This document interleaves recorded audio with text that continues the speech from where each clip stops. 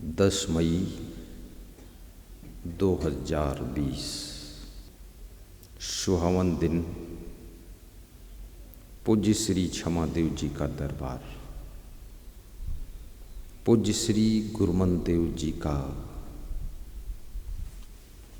श्रद्धा और स्नेह भरा प्रेम।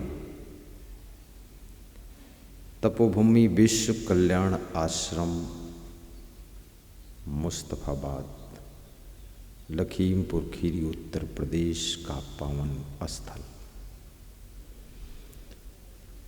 विदुर नीति का संदेश, भक्तों की मांग, श्रद्धालुओं का निवेदन कि विदुर नीति के संबंध में गुरुदेव जी सुनाने की कृपा करें। धन्यवाद। सर्वप्रथम मैं ये बताना चाहता हूँ कि विदुर कौन थे। विदुर महाराजा धीराज धृतराष्ट्र के भाई थे। विदुर दासी पुत्र थे।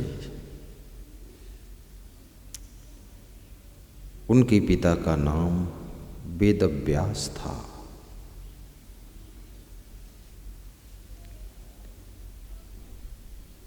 विदुर 3 भाई थे।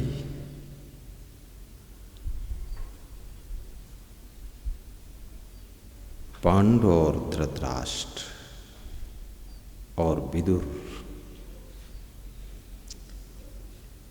विदुर विद्वान थे, पांडु रोगी थे, धृतराष्ट्र अंधे थे। प्रकृति सबको सब चीज नहीं देती है। जिनको आंख दिया उनका स्वास्थ्य ठीक नहीं है, उनका नाम पांडु है। जिनको स्वास्थ्य अच्छा दिया उनके पास दुनिया को देखने के लिए आंख नहीं है, जिनका नाम धृतराष्ट्र है। और जिनको बुद्धि दिया, आंख भी ठीक है, बुद्धि भी प्रचंड है और शरीर भी स्वस्थ है, उनका नाम महात्मा विदुर है। विदुर भगवान कृष्ण के महान भक्तों में से एक थे। विदुर का ज्ञान, विदुर की नीति, विदुर का संदेश पूरी दुनिया को जीने का ढंग सिखाता है। आइए महाराजा धीराज धृतराष्ट्र और विदुर के बीच का संवाद हम प्रारंभ करते हैं। महाराजा धीराज धृतराष्ट्र ने विदुर को बुलाया है क्योंकि धृतराष्ट्र बहुत बेचैन है। जब मनुष्य बेचैन होता है, विचलित होता है उसका मन, चिंतित होता है उसका चित्त, कष्ट में डूबा होता है उसका अंतःकरण, और संसार में सुख नहीं दिखाई देता है, दुख ही दुख सब तरफ जलती हुई आग दिखती है, वो आत्मा किसी महात्मा की शरण ढूंढ रहा है। उस आत्मा को किसी महात्मा की शरण में ही शांति मिलती है। तो महात्मा विदुर को धृतराष्ट्र याद करते हैं। संदेश मिलते ही विदुर धृतराष्ट्र के दरबार में प्रवेश करते हैं और महाराजा धीराज धृतराष्ट्र से कहते हैं, राजन, मुझे क्यों याद किया गया है? मैं आपकी सेवा में उपस्थित हूँ। आप मेरे ज्येष्ठ भ्राता हैं, मैं आपका लघु भ्राता हूँ। आओ विदुर, आओ, मेरे पास बैठो, मेरे पास इस कुर्सी पर बैठो। नहीं राजन, आप मेरे ज्येष्ठ भ्राता हैं, मैं आपकी बराबर नहीं बैठ सकता। आप महाराजा धीराज हैं, मैं आपके समकक्ष नहीं बैठ सकता। मर्यादा पालन करना नीतिवान पुरुषों का कर्तव्य होता है। नीतिज्ञ पुरुष जो करते हैं पूरी दुनिया को वही करने के लिए सिखा देते हैं। छोटे भाई को बड़े भाई की मर्यादा रखना चाहिए। बड़े भाई को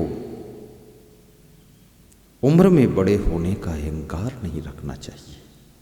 यहाँ ये शिक्षा मिलती है। छोटे भाई में भी यदि योग्यता है तो उससे सीखने के लिए, समझने के लिए उसको बुला करके तैयार हो जाना चाहिए। ऐसा नहीं सोचना चाहिए कि मैं उम्र में बड़ा हूँ, मैं पहले जन्म लिया हूँ। पहले जन्म लेने से, उम्र में बड़ा होने से, धन में बड़ा होने से, पद में बड़ा होने से, बुद्धि बड़ी होने का दूर तक कोई रिश्ता नहीं होता है। ज्ञान बड़ा होने का कोई रिलेशन नहीं होता है। इसलिए धृतराष्ट्र राज सिंहासन पर विराजमान है, परंतु महात्मा विदुर एक कुटिया में रहते हैं।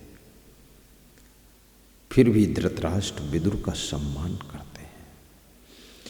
और जिस घर में गुणों का सम्मान होता है, गुणवान का सम्मान होता है, वो घर शांति और संपत्ति और समृद्धि का अधिकारी बनता है। जहाँ पर गुणों का सम्मान नहीं, गुणवान का आदर नहीं, बुद्धिमान का रिस्पेक्ट नहीं, समझदार की कोई सुनने वाला नहीं, वो घर बहुत जल्दी घूरा बन जाता है। वो घर भी मिट जाता है और घर वाले भी मिट जाते हैं। इसलिए विवेकवान व्यक्ति को चाहिए कि बुद्धिमान का आदर करे, विवेकवान का भी आदर करे, समझदार को सम्मान दे करके संभाल कर रखे। याद रखना, सोना संभालने से तुम धनवान हो सकते हो, गाड़ियों को संभालने से तुम होशियार कहला सकते हो, और घर के बर्तनों को संभालने से तुम कोठारी कहला सकते हो। लेकिन यदि तुमने किसी बुद्धिमान व्यक्ति को संभालना नहीं सीखा, विवेकवान व्यक्ति को संभालना नहीं सीखा, तो जिंदगी में तुम सफल नहीं हो सकते हो। ये सामान तो संभालने वाले बहुत लोग मिल जाते हैं, लेकिन सम्माननीय व्यक्ति को संभालने वाला जो व्यक्ति मिलता है, वही व्यक्ति इस संसार में बहुत कुछ करके दिखाता है। महात्मा विदुर सुयोग्य गुणवान व्यक्ति है। धृतराष्ट्र उनका आदर तो करते हैं, परंतु उनकी बात को पूरा नहीं मानते हैं। गुणवान और बुद्धिमान और विवेकवान के आदर का अर्थ होता है उसकी बातों को भी माना जाए। ऐसा नहीं केवल उससे यही कह दिया जाए आइए बैठिए पधारिए, इतने से सब कुछ संभव नहीं है। उसकी बात का सम्मान, उसके संदेश का आदर, उसकी बताई हुई राह पर चलने की तैयारी करना, ये सबसे बड़ा उसका रिस्पेक्ट है। विदुर जी की अच्छी अच्छी बातों को धृतराष्ट्र सुनते हैं लेकिन मान नहीं पाते हैं, क्योंकि दुर्योधन के मोह में वो अंधे हैं। आंखों से अंधा होना उतना खतरनाक नहीं है जितना विवेकहीन होकर अंधे होना खतरनाक है। याद रखना, सूरदास के भी तो आंखें नहीं थीं, लेकिन भगवान कृष्ण की भक्ति में डूबे हुए थे, इसलिए सूरदास का यश आज भी है। ये चर्म नेत्र स्थूल दुनिया का दर्शन कराते हैं, लेकिन विवेक नेत्र आपको आत्म दर्शन कराते, आत्म अनुभूति कराते हैं। और विवेक रूपी नेत्र आपको दुनिया के बुराइयों के कुएं में गिरने से बचाते हैं। इसलिए विवेक की आँख जिसके पास में है, वास्तव में वही दुनिया के सत्य को देख पाता है। चर्म नेत्रों से व्यक्ति केवल स्थूल को देखता है, बाकी उस सत्य को नहीं देख पाता है जो छुपा हुआ है। आइए, महात्मा विदुर धृतराष्ट्र के पास में पहुंच चुके हैं। महाराजा धीराज धृतराष्ट्र विदुर से कहते हैं, आओ विदुर मेरे पास बैठो। विदुर कहते, नहीं राजन, मैं आपके पास खड़ा रहूँगा, आप मुझे आज्ञा दीजिए, मुझे किस लिए बुलाया गया है? मैं आपकी आज्ञा का पालन करूं। विदुर इतने विद्वान हैं, विवेकवान हैं, महात्मा की डिग्री है, लेकिन अपने ज्येष्ठ भ्राता का फिर भी सम्मान कर रहे हैं। और विदुर को ये भी पता है कि मेरे ज्येष्ठ भ्राता अपने ज्येष्ठ पुत्र दुर्योधन के मोह में पड़ करके गलत डिसीजन ले रहे हैं, फिर भी वे अपने रिश्तों का अपमान नहीं करते हैं। महाराजा धीराज धृतराष्ट्र कहते हैं, विदुर मुझे रात को नींद नहीं आती है, दिन में चैन नहीं मिलती है, मैं क्या करूं? मुझे शांति नहीं है। राजन, जिनको रात को नींद नहीं आती है और दिन में चैन जिनको नहीं मिलती है, याद रखना वे कौन होते हैं लोग। मैं एक श्लोक के माध्यम से बताता हूं, जिनको रात को नींद नहीं आती है। अभियुक्तम बलवताम दुर्बलम हीन साधनम हृतस्सम कामिना चोरमा विशंति प्रजागरा। रात्रि को उनको नींद नहीं आती है जिनका किसी बलवान से बहुत विरोध हो चुका है, जिनकी किसी बहुत बलशाली से दुश्मनी हो गई है, बहुत ताकतवर व्यक्ति से जिनकी टक्कर हो चुकी है, आमना सामना मुकाबला होने वाला है, ऐसे लोगों की नींद उड़ जाती है। दूसरे वे लोग जिनका सब कुछ हर लिया गया है, जिनके पास सब कुछ बचा नहीं है, उनको नींद ना आने का रोग लग जाता है। तीसरे वे लोग जो कामी प्रवृत्ति के हैं, काम वासना में जलते रहते हैं रात दिन, वो हमेशा स्त्रियों के चक्कर में पड़ करके, स्त्रियां पुरुषों के चक्कर में पड़ करके रात में नींद ना आने का रोग उनको लग जाता है, जो काम वासना से व्यथित है। और चौथे वे लोग चोर मां विशंत प्रजागरा, जिनकी चोरी करने की आदत है, जो रात में चोरी करते हैं। चोरी करने के लिए उनको रात में जागना पड़ता है, इसलिए रात को सो नहीं पाते। राजन, इन दोषों में से आपका किस दोष से संपर्क हुआ है? चोर मां विशंत, आप चोरी तो नहीं करते हैं, आप चोर तो नहीं है, आपका सब कुछ नहीं हर लिया गया है, आपके पास में बहुत कुछ है, सब कुछ है, राजगद्दी है, सिंहासन है, इतनी बड़ी सेना है, इतना बड़ा राज्य है, साम्राज्य है, हस्तिनापुर के राजा हैं आप, और आप कामी भी नहीं हैं, आप संयमी भी हैं। तो राजन, क्या किसी बलवान से आपका विरोध हो गया है? विदुर, तुमसे कुछ छिपा नहीं, जो मैं बताऊं आपको। कौरवों का विरोध पांडवों से हो चुका है। दुर्योधन का घमंड, भीम का उदंड स्वभाव महाभारत युद्ध के रूप में परिवर्तन होने जा रहा है। घमंड और उदंड दोनों युद्ध को जन्म देते हैं। भीम उदंड स्वभाव से भरा हुआ व्यक्तित्व है, दुर्योधन घमंड से भरा हुआ व्यक्ति है। घमंड भी मनुष्य को अंधा कर देता है और उदंड विवेकहीन करके उस मनुष्य को न करने योग्य कार्यों में ढकेल देता है। सेहत कितनी अच्छी हो, शरीर में बल कितना अच्छा हो, लेकिन विवेक नहीं है तो उदंडता के कार्य करते रहो। और सब कुछ मिल गया है परंतु आपके पास में ज्ञान विवेक नहीं है, तो याद रखना फिर भी आपका लालच दूर नहीं हो सकता है। दूसरों का हिस्सा मारने की कोशिश तुम करोगे और दुर्योधन की तरह तुम बोलोगे कि सुई की नोक भर नहीं दूंगा पांडवों को, तो समझ लेना महाभारत युद्ध का जन्म होने वाला है। इसलिए अभियुक्तम बलवताम दुर्बलम हीन साधनम हृतस्सम कामिना चोरमा विशंत प्रजाकरा। राजन, आपका जो पांडवों से विरोध हुआ है दुर्योधन के कारण हुआ है। आप महान हो, आप अपनी महानता को याद करो, निर्मल मन से न्यायपूर्वक पांडवों का हिस्सा उनको दिलाओ, कौरवों का हिस्सा कौरवों को दिलाओ। आपको निश्चिंत नींद का सुख प्राप्त होगा। किसी के साथ में गलत व्यवहार करने से, बेईमानी करने से या बेईमानों का साथ देने से, गलत लोगों का सहयोग करने से याद रखना, कभी भी सुख की नींद नहीं मिल सकती है, न दिन में चैन मिल सकती है। मरने के बाद भी उस व्यक्ति के नाम का कोई आदर नहीं कर सकता है और जीते जी उसको यश प्राप्त नहीं होता है।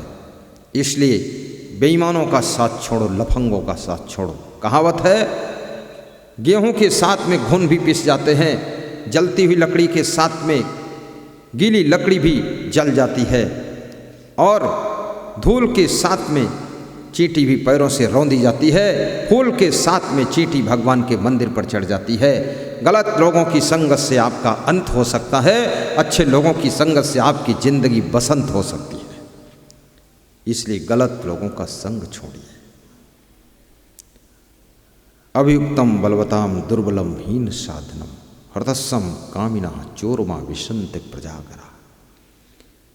विदुर की बात को सुनकर महाराजा धृतराष्ट्र को कुछ क्षण के लिए शांति एहसास होती है। सत्संग के शब्द तत्काल आपको शांति की अनुभूति कराते हैं, परंतु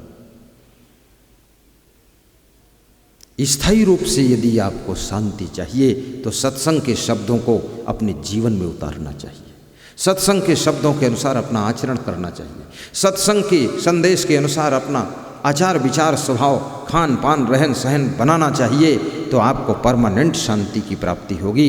सत्संग के शब्द जब तत्काल में इतनी शांति आपको प्रदान करते हैं तो उन पर अगर चलोगे तुम तो आपको अखंड शांति की प्राप्ति होगी।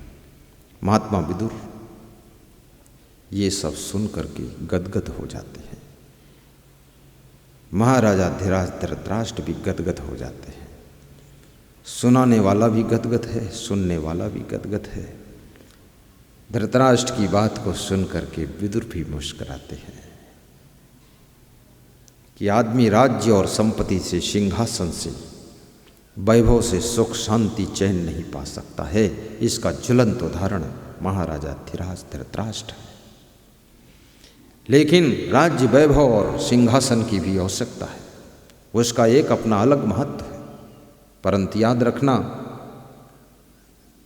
बिन विवेक कोई ना सुखी बिना किए संतोष, सबको देखो हाल या पढ़े या पढ़ मन कोश। हमारे गुरुदेव के गुरु का नाम सदगुरु श्री विशाल देव था।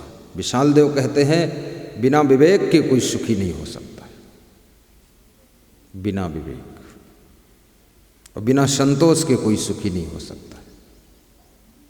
अपने आप को संतुष्ट करना भी सीखिए। मन की आदत है कितना ही बना लो, कितना पालो, कितना ले लो, लेकिन उसमें वो आनंद लेता ही नहीं है। जो नहीं मिला है उसकी चाहत रखता है।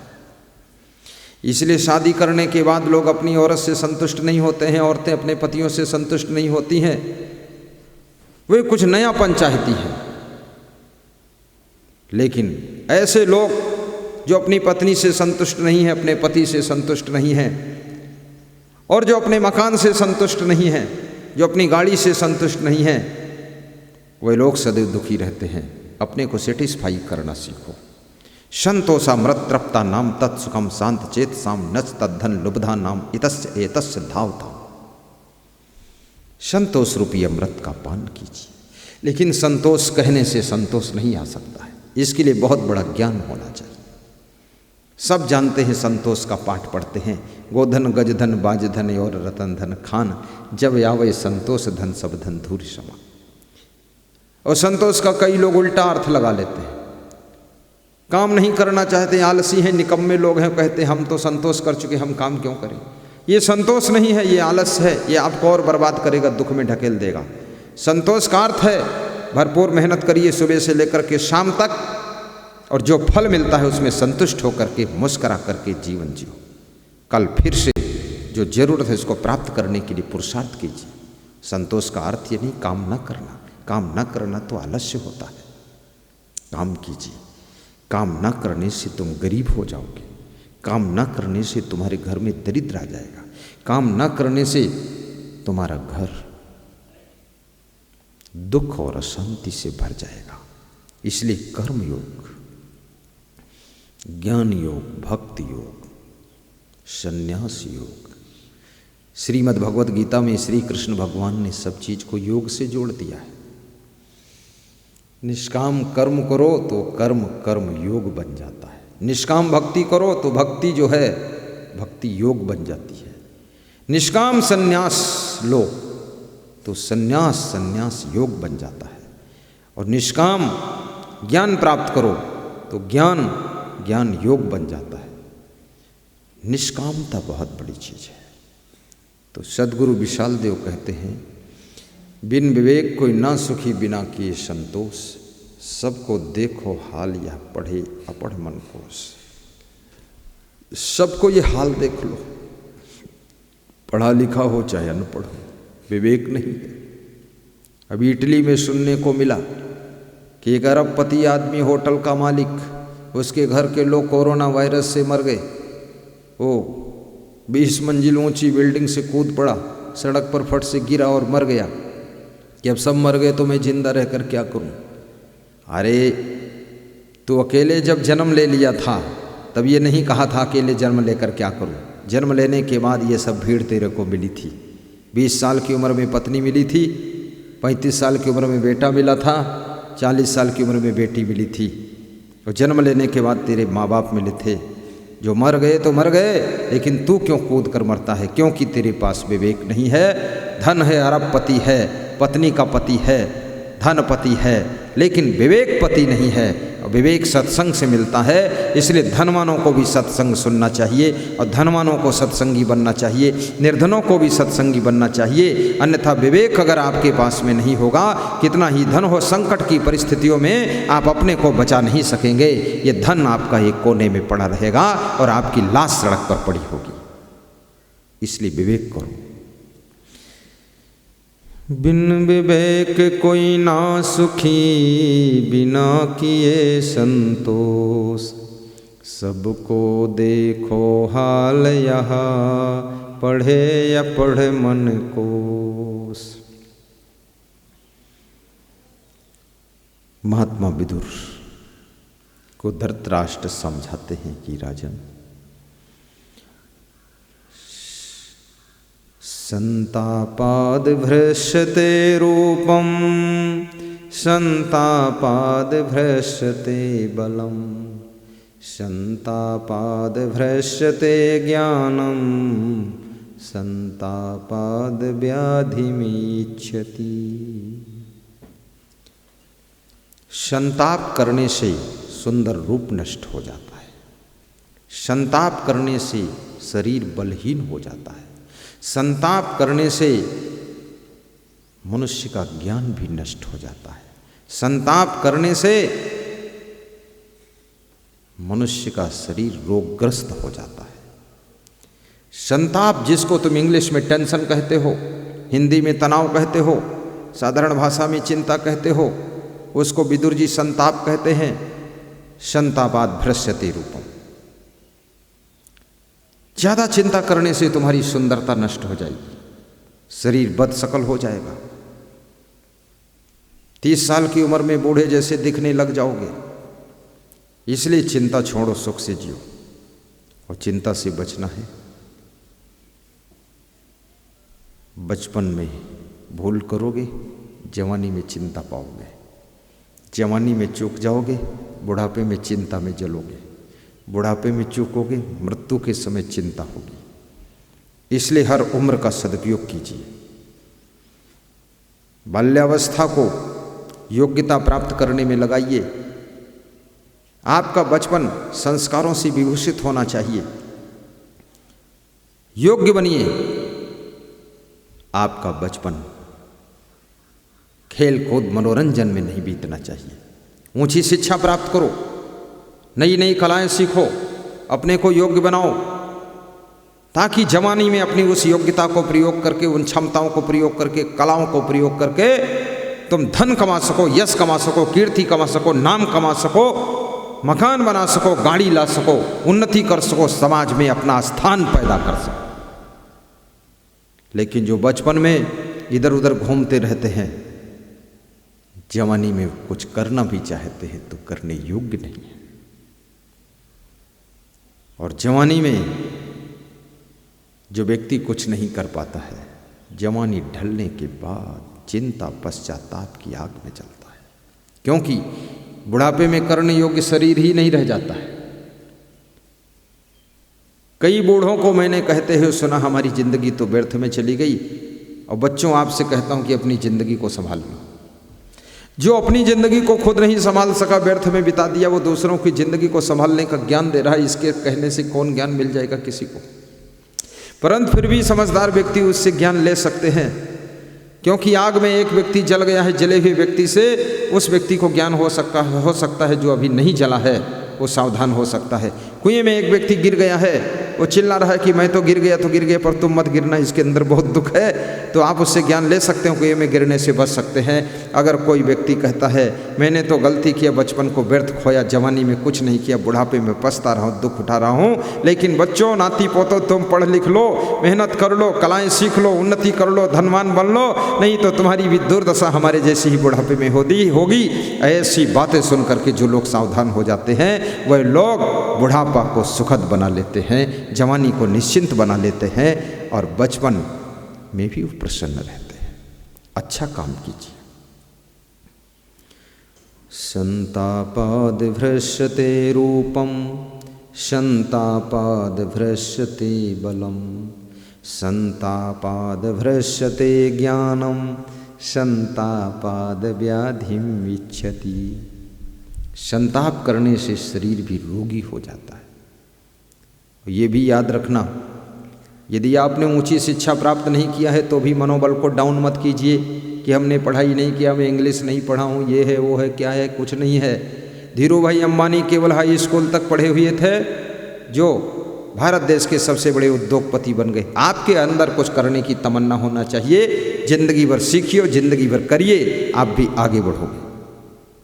आज वर्तमान में देखा जाता है, बहुत कम पढ़े लिखे लोग भी राजनीति में बहुत आगे चले जाते हैं, कम पढ़े लिखे लोग भी बिजनेस में आगे चले जाते हैं, कम पढ़े लिखे लोग संन्यास में आकर के साधु समाज में नंबर 1 पर स्थान प्राप्त करते हैं। विशाल देव स्कूल ही कभी नहीं गए थे, हमारे इस संस्था के अंदर उनका प्रथम स्थान है। हमारे गुरुदेव जी केवल 4वीं तक पढ़ाई किए थे, जो कि मेरे गुरुदेव बने हुए हैं। मैं तो पोस्ट ग्रेजुएट किया हूँ, लेकिन फिर भी गुरुदेव मेरा 4वीं पास है, क्योंकि उसने बहुत मेहनत किया है, बहुत ज़्यादा साधना किया, तपस्या किया, स्वाध्याय किया, तप किया, जिसके परिणाम स्वरूप आज उनको मैंने भी गुरु बनाया। आपने शिक्षा नहीं ली, जो समय खो गया सो खो गया, गई सो गई, अब राख रही को। अब जो बीत गया उसकी चिंता छोड़ दीजिए।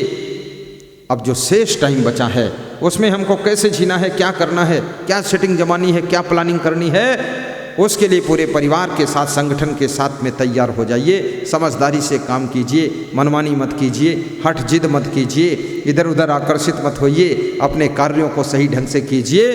तो आपका रास्ता आज भी अगर सुधर गया, आज भी दिशा आपने सही पकड़ ली, तो आपकी जिंदगी आगे भविष्य की जो शेष बची है, वो जिंदगी धन्य भी हो सकती है, सुखी भी हो सकती है, संपन्न भी हो सकती है। आदमी धनवान बने या उन्नति करे, ये सब 10 साल का खेल होता है, बाकी तो सीखने समझने में टाइम चला जाता है। इसलिए संभल जाइए, अभी भी वक्त आपके पास में बहुत है।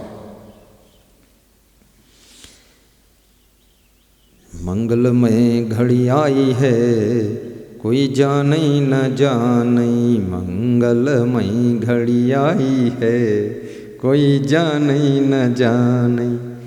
जब से दर्श भय सद्गुरु के, जब से दर्श भय सद्गुरु के, मानो परम निधि पाई है, कोई जाने न जाने, मानो परम निधि पाई, कोई जाने न जाने।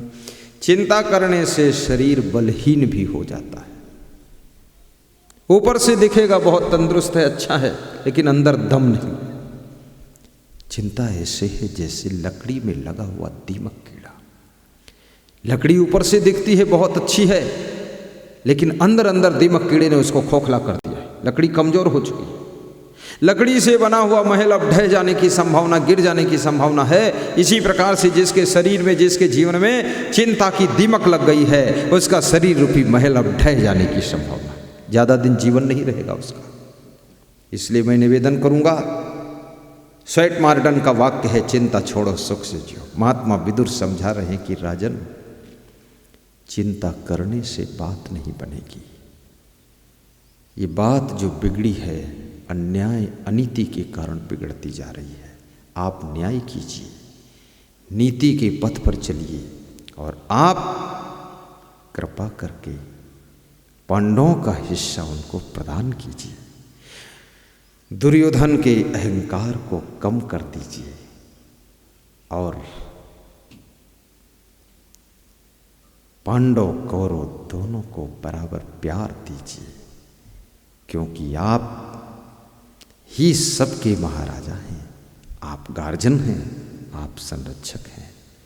संतापात् भ्रश्यते ज्ञानम, और संताप करने से ज्ञान भी नष्ट हो जाता है।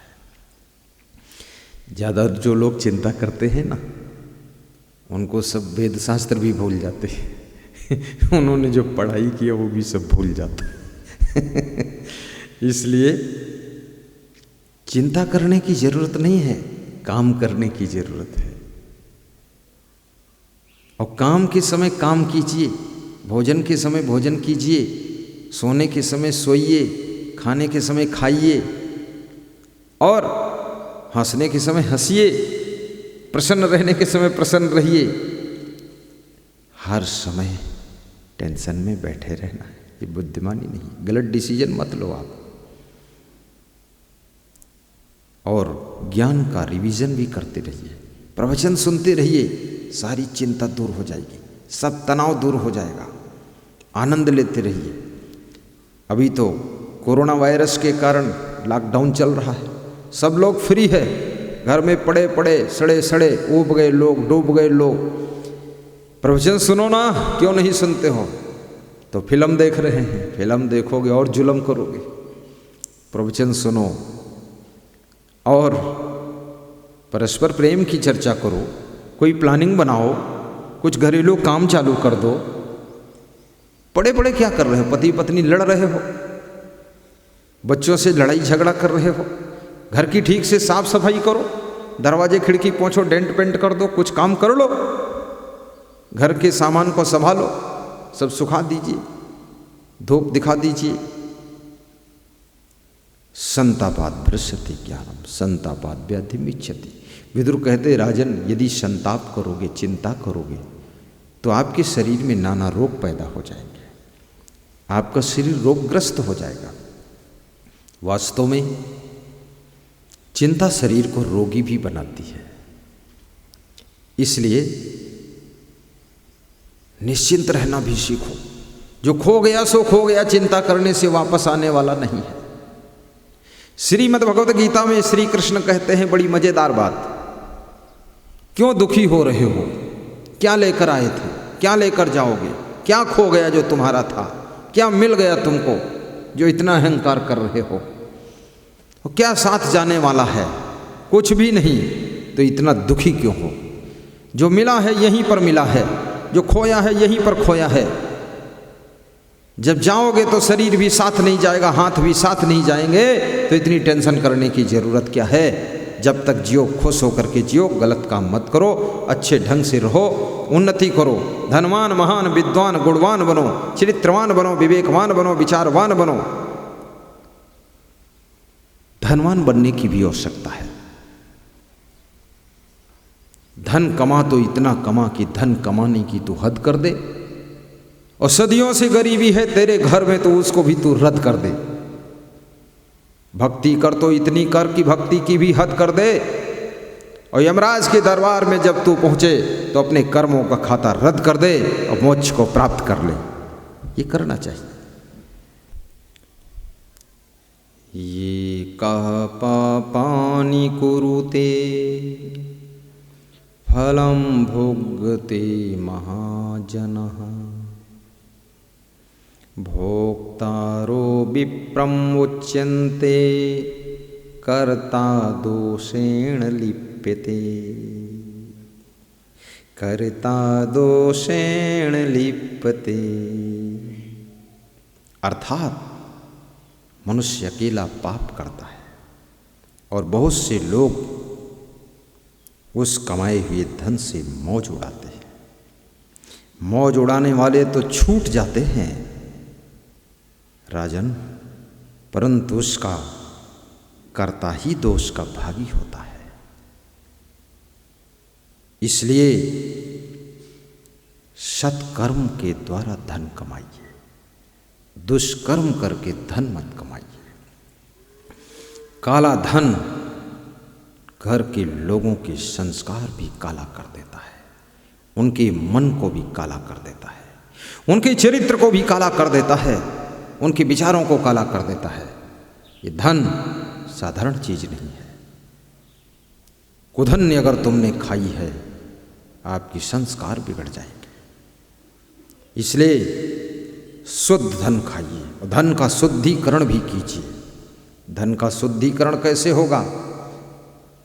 दान करने से धन का शुद्धिकरण होता है, भंडारा करने से धन का शुद्धिकरण होता है, मंदिर आश्रम बनाने से धन का शुद्धिकरण होता है, सत्संगियों की सेवा करने से धन का शुद्धिकरण होता है, गुरु की सेवा करने से धन का शुद्धिकरण होता है, गौ माता की सेवा करने से धन का शुद्धिकरण होता है, धन माता पिता की सेवा में लगाने से धन का शुद्धिकरण हो जाता है, परोपकार में धन लगाने से धन का शुद्धिकरण हो जाता है, दूसरों की सेवा में धन लगाने से धन का शुद्धिकरण हो जाता है, और सत्संगियों के लिए धन समर्पित करने से धन का बहुत शुद्धिकरण होता है, और सत्संग में धन लगाने से धन का शुद्धिकरण, मन का शुद्धिकरण, चित्त का शुद्धिकरण, वाणी का शुद्धिकरण, व्यवहार और चरित्र का भी शुद्धिकरण हो जाता है। फिर उसकी जिंदगी धन्य हो जाती है। इसलिए धन को शुद्धिकरण करने के लिए सत्संग में लगाइए, अच्छे कार्य में लगाइए, जिससे आपके जीवन का भी शुद्धिकरण हो जाएगा।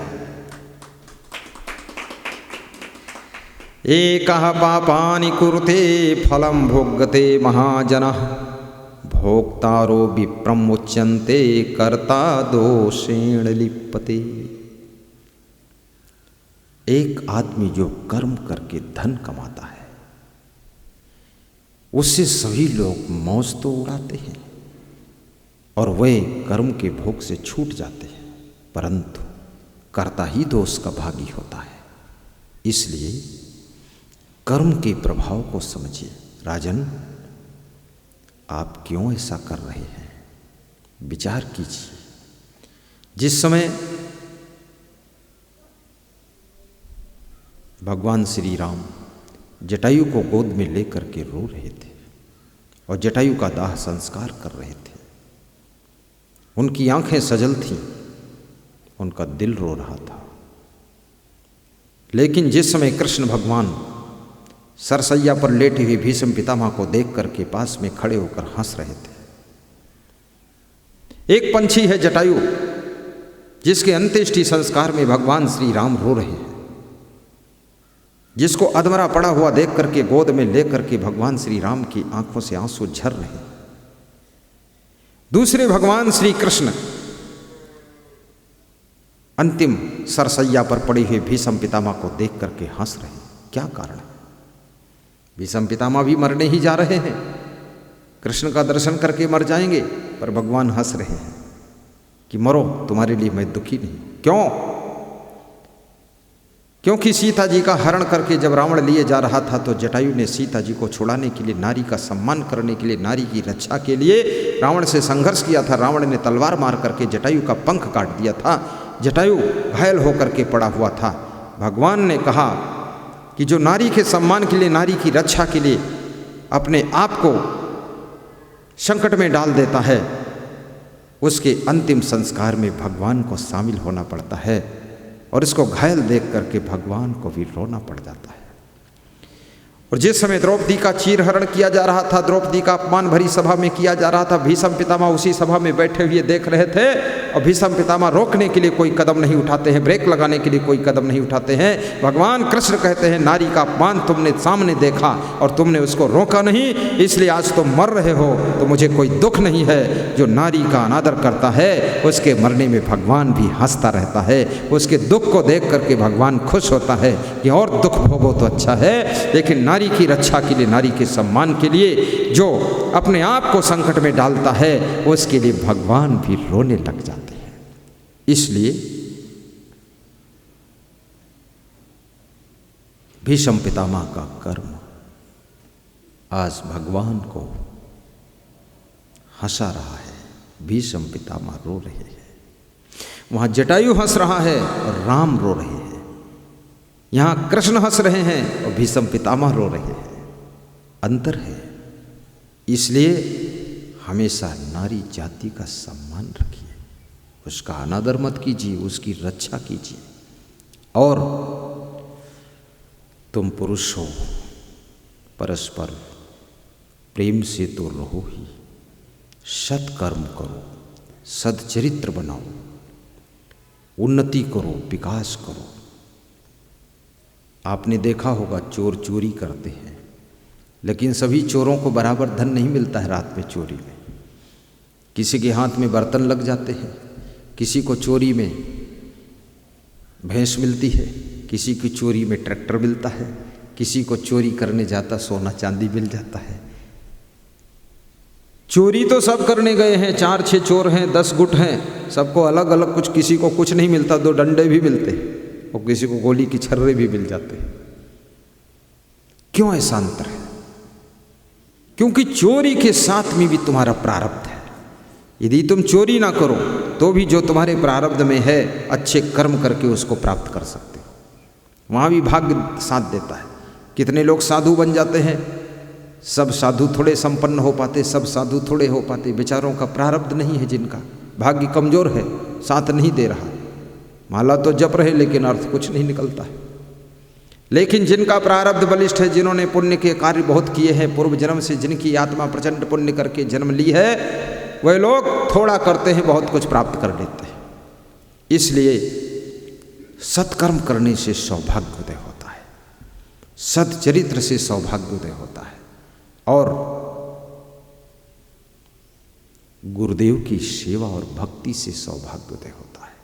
और याद रखना, परोपकार से सौभाग्योदय होता है, माताओं बहनों का आदर सम्मान रखने से सौभाग्योदय होता है।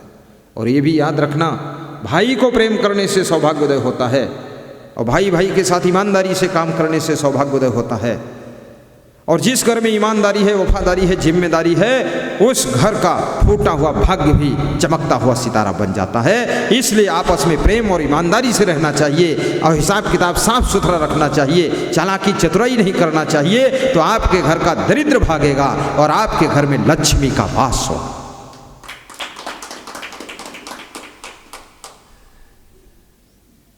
एकः पापानि कुरुते फलं भुग्यते महाजनः, भोक्तारो विप्रम उच्यन्ते कर्ता दोषेण लिप्यते। स्वयं कर्म करोत्यात्मा स्वयं तत्फलमश्नुते, स्वयं भ्रमन्ति संसारे स्वयं तस्माद् विमुच्यते। जीव कर्म यापय करे फल हो भोगत आप भ्रमत संसार में मुक्ति लहत है आप। कर्मानुसार फल तो सभी मिलता यही है, मिलता यही है। भगवान के घर देर है, अंधेर नहीं है, अंधेर नहीं है। कर्मानुसार फल तो सभी मिलता यही है, भगवान के घर देर है, अंधेर नहीं है, अंधेर नहीं है। महात्मा विदुर से धृतराष्ट्र पूछ रहे हैं, वे कौन से लोग हैं जो इस लोक में विशेष शोभा प्राप्त करते हैं, मानव समाज में सुशोभित होते हैं, जहाँ पहुँचते हैं वो सभा की शोभा बढ़ा देते हैं। जिस घर में रहते हैं उस घर की शोभा बढ़ जाती है, जिस आश्रम में रहते हैं उस आश्रम की शोभा बढ़ जाती है, और जिस पार्टी में पहुंचते हैं उस पार्टी की शोभा और यश बढ़ जाता है। वे कौन से लोग होते हैं, उनके क्या लक्षण होते हैं, उनमें कौन से गुण होते हैं? विदुर जी कहते हैं, राजन आपका प्रश्न बहुत अच्छा है। द्वे कर्मणि नरः कुर्वन् अस्मि लोके विरोचते अब्रुवन् परुषं किंचिदेस्तो अनर्च्यंस्य तथा। अर्थात जरा भी कठोर न बोलना, दुष्ट पुरुषों का आदर न करना, इन दो कर्मों को करने वाला मनुष्य इस लोक में विशेष शोभा प्राप्त करता है। जो दुष्ट पुरुषों का आदर नहीं करता है, भ्रष्टों का सम्मान नहीं करता है, चरित्रहीनों की आरती नहीं उतारता है और हमेशा मृदु वाणी बोलता है, प्रसन्न होकर बात करता है, कठोर नहीं बोलता है, अर्थात जिसके मुख से गालियां नहीं निकलती है, वो व्यक्ति मनुष्यों की भीड़ में अकेला विशेष शोभा प्राप्त करता है और वो जहाँ रहता है उस स्थान की भी शोभा बढ़ जाती है। इसलिए याद रखना, आपके गाली बोलने से किसी का सुधार हुआ नहीं। इतना जरूर है अपने मन की भड़ास निकल गई है और कोई सुधरा उधरा नहीं है। डांटने के समय डांट दीजिए, लेकिन फिर उसके साथ मधुर व्यवहार कीजिए, क्योंकि कभी कभी परिवार के सदस्यों को सुधारने के लिए उनको डांटना भी पड़ता है, समझाना पड़ता है, लेकिन उनके प्रति आपका कठोर व्यवहार ना हो, अंतःकरण में उनके लिए कठोरता ना हो। फिर बात को उनसे मधुर वाणी बोलिए ताकि वे तुमसे दूर न होने पाए, आपसे जुड़े रहें, बोलचाल बंद न होने पाए। जिन लोगों के बीच में आपस में बातचीत बंद हो जाती है, समझ लो वो घर अब टूटने वाला है। जिस पार्टी के अंदर आपस में इतना राग द्वेष बढ़ जाता है, एक पास में बैठ नहीं सकते, एक सभा में शामिल नहीं हो सकते, समझ लो पार्टी भी अब कमज़ोर होने वाली है। जिस आश्रम के सदस्य आपस में एक दूसरे से बातचीत करना बंद कर देते हैं, मनमुटाव बढ़ा लेते हैं, एक दूसरे को समझते नहीं, सुनना नहीं चाहते किसी की बात को, वो आश्रम भी रंग में भंग होने वाला है। अपनी अपनी गलती को भी स्वीकार कीजिए, कोशिश करो गलती मत कीजिए, और गलती हुई है तो स्वीकार कीजिए, और स्वीकार करके सुधार कीजिए, और सुधार करके आगे भविष्य में गलती मत कीजिए।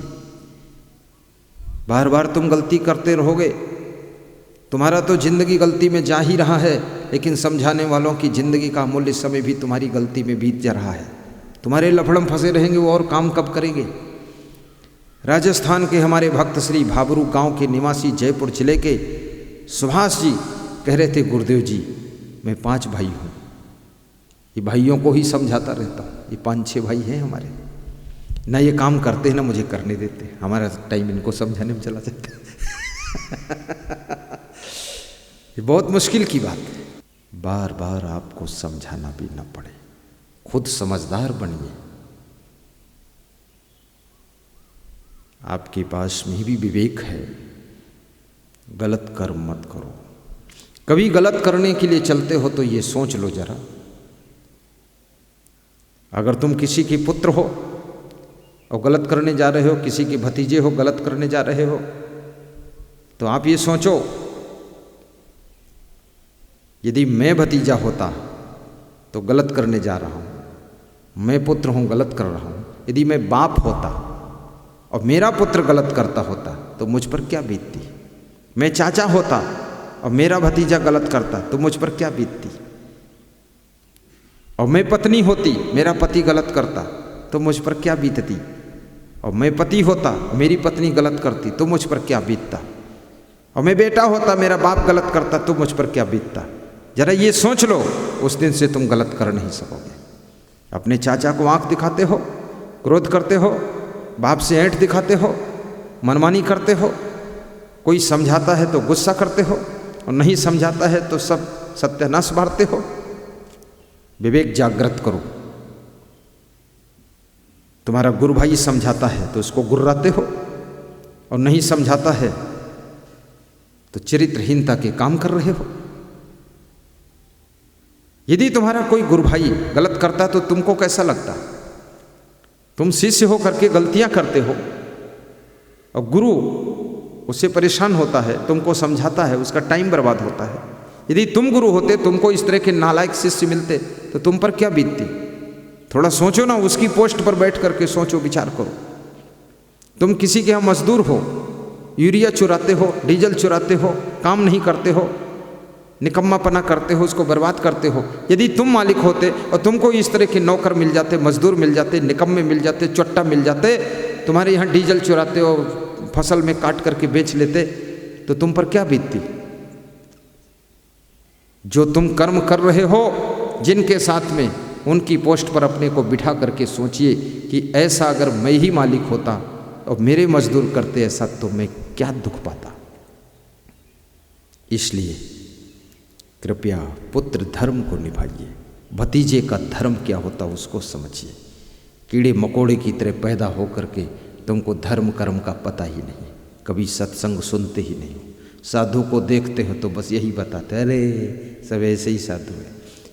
साधु तुम्हारे 7 पीढ़ियों से ज़्यादा दिमाग रखता है, इतना वो बुद्धिमान है, विवेकवान है। अरे कर दिया बस हो गया। नकली असली साधु क्यों नहीं पहचानते हो? लोग भैंस को पहचान लेते हैं, कौन दूध देने वाली कौन कम दूध देने वाली है। लोग कुत्ते को पहचान लेते हैं, कौन काटने वाला कौन नहीं काटने वाला। लोग खेत की मिट्टी पहचान लेते हैं, इसमें गेहूं होने वाला कि धान होने वाला। और तुम साधु को नहीं पहचान पाते हो। जो कपड़ा लपेट दिया उसी को साधु मानते, फिर धोखा खाते, फिर असली साधु की निंदा करते। गलत बात है। इससे तुम्हारा पतन होगा, संस्कार बिगड़ेंगे, देश के, समाज के, घर के, परिवार के, भतीजों के, बेटों के, पत्नियों के, स्त्रियों के।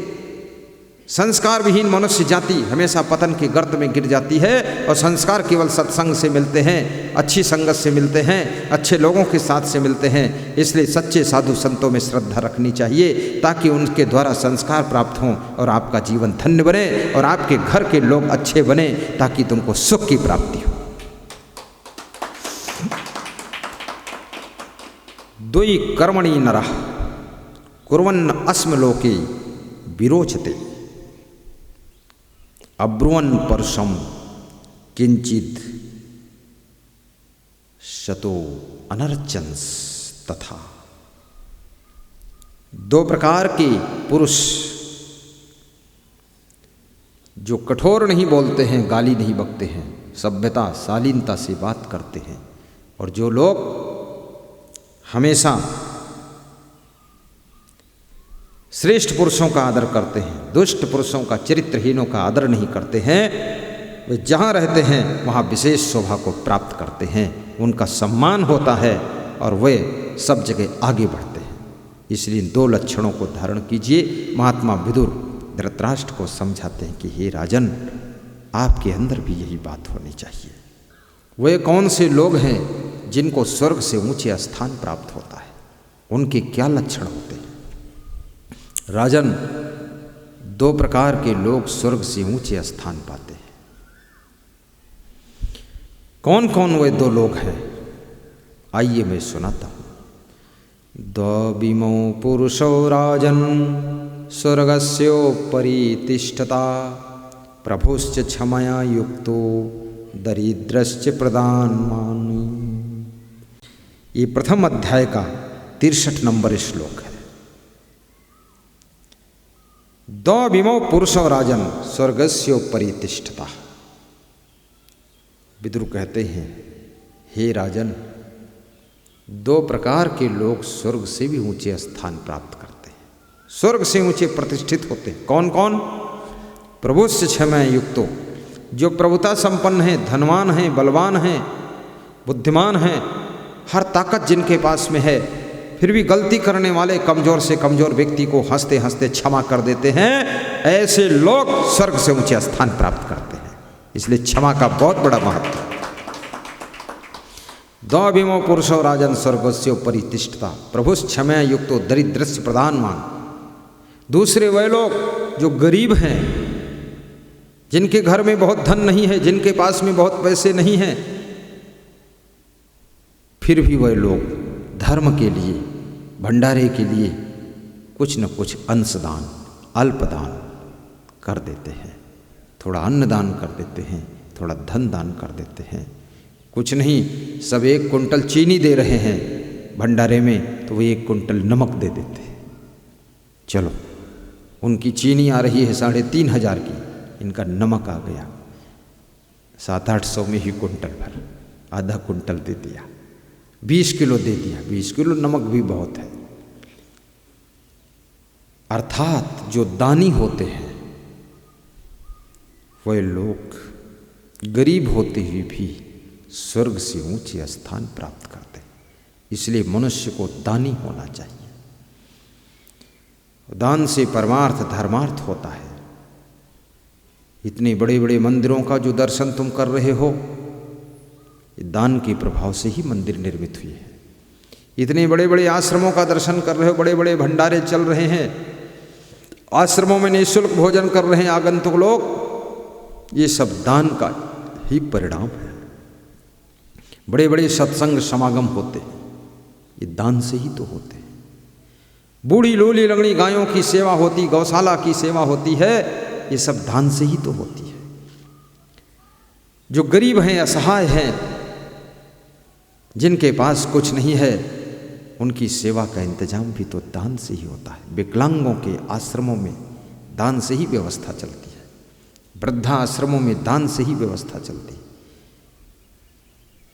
गुरु जी जो रात दिन सत्संग सुनाते हैं, दान से ही तो व्यवस्था चलती है उनकी।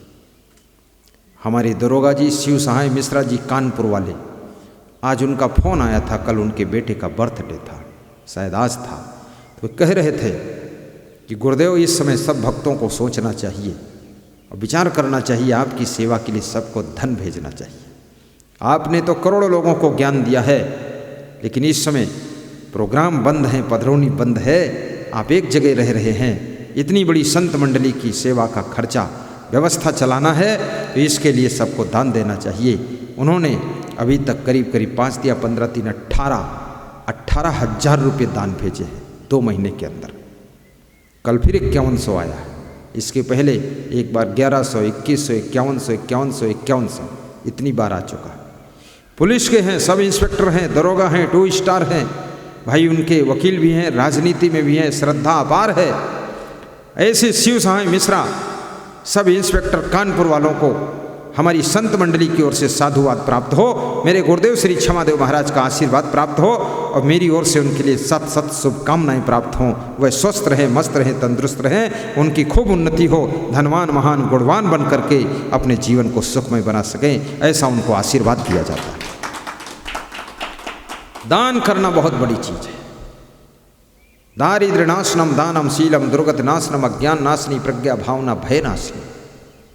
द्विमो पुरुषो राजन् स्वर्गस्योपरि तिष्ठतः प्रभुश्च क्षमया युक्तो दरिद्रस्य प्रदानवान्।